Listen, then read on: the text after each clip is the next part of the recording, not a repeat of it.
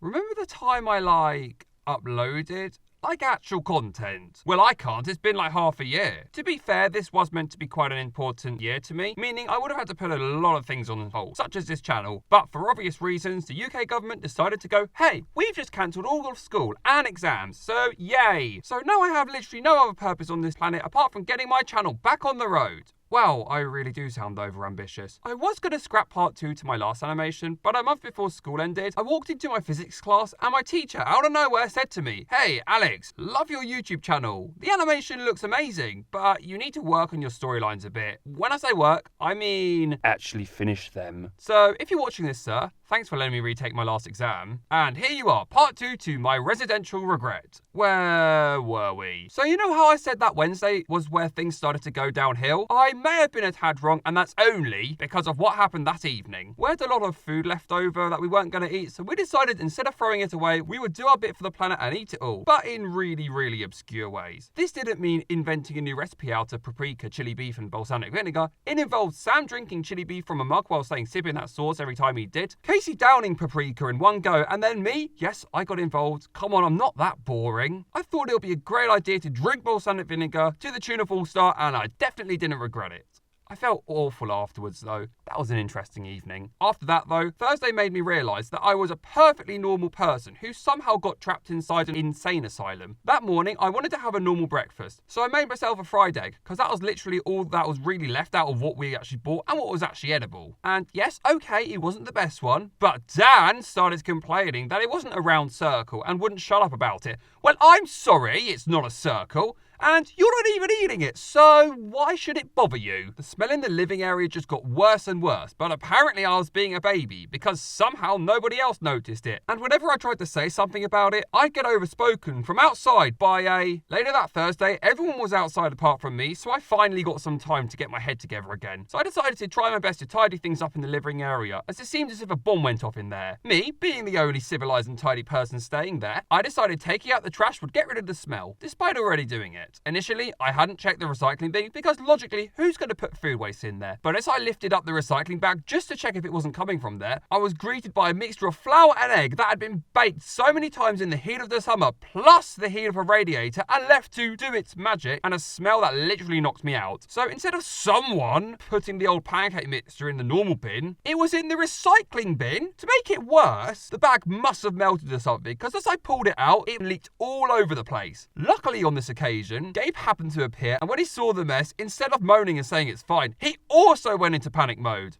Oh, we gotta do something about this. We're gonna get in a whole lot of trouble if we don't. So both of us got ready to clean up and remove the bag from the room. But we weren't gonna walk in and take this out. Oh no, we weren't taking any risks this time. We had to plan and prepare for this. We were not dealing with any old problem. This was your worst nightmares, mixed into a soup which had gone off. This could have been a real health risk. We had to take all precautions possible. So we suited up with bandanas as face masks, raincoats and plastic liners as hazmat suits, deodorant to detoxify the air, and prepared to risk our lives and take on what we called Operation Pancake. You may be thinking we may have been taking this a little bit too far, but trust me, if you were there, you would understand. And plus, our equipment worked to some extent. Right, on the count of 3, we will run in there, move everything towards the window and put it all in as many bags and run out. Do not breathe and only stay in there for 1 minute at a time on the count of 3.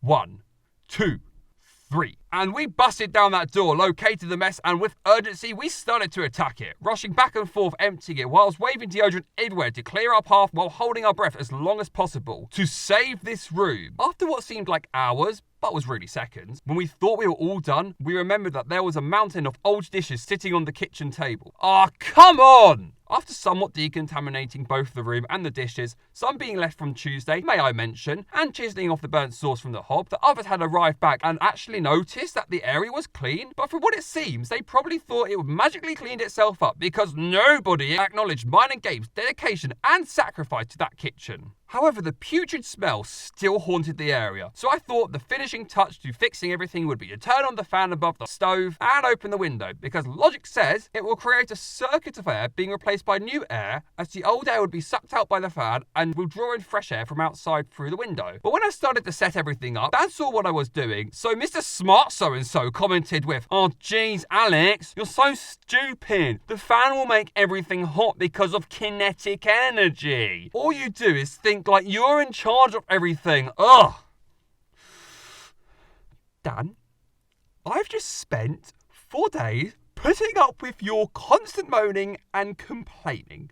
Now, the least you could do is be a little bit more grateful that I've saved us all from dying from that mixture, which I'm sure you think it just disappeared by itself, and stop moaning! Oh, and did I say I'm acting like I'm in charge of everything? Allow me to explain something. There is a difference between being in charge of everything and cleaning up after all the mess you all leave around while trying to act like I'm okay?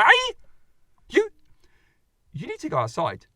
Just before I kick you outside, because if I have to deal with one more of your complaint from you, I will grab your Long story short, it became a lot less friendly than that. Basically, I lost the plot, but don't worry, there was no physical violence, I can confirm. I really wish I kicked Dan at that point. So, lesson learned with having to spend 5 days with 4 friends. One who just moans, one who is oblivious to everything, one who is barely around. Thanks for helping me though, Gabe, I really do appreciate that. And one who is just plain lazy. Living with friends is completely different to staying with them. Just a warning from experience. And scarring memories. We all have our strengths, but sometimes they just don't mix well. So, if you ever decide to live with your friends for 5 days or more, be careful deciding who to live with. Especially since I found that my friends next door were getting along really well, seemed perfectly sane and had a clean kitchen and had really nice bacon for breakfast. So, day trips with friends? No risk at all. Sleepovers? They're fine. Going on holiday with friends? You'll love it. But moving into an apartment with them? You may want to take that step with extra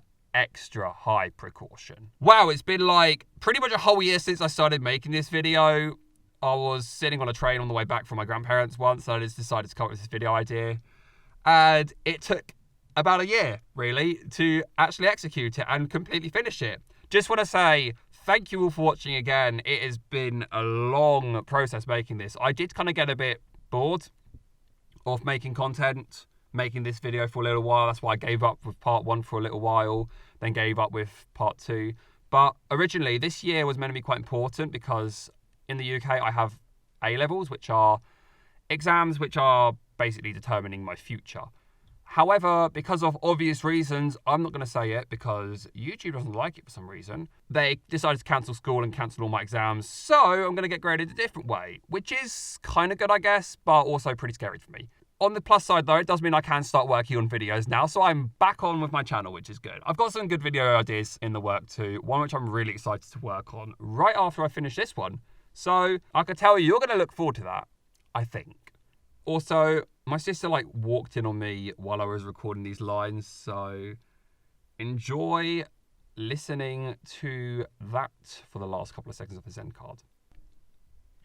Oh, you stupid. Can you shut the door? Yeah, sorry. It's all right, now go away. Yeah, I know, I meant to be shouting, don't worry.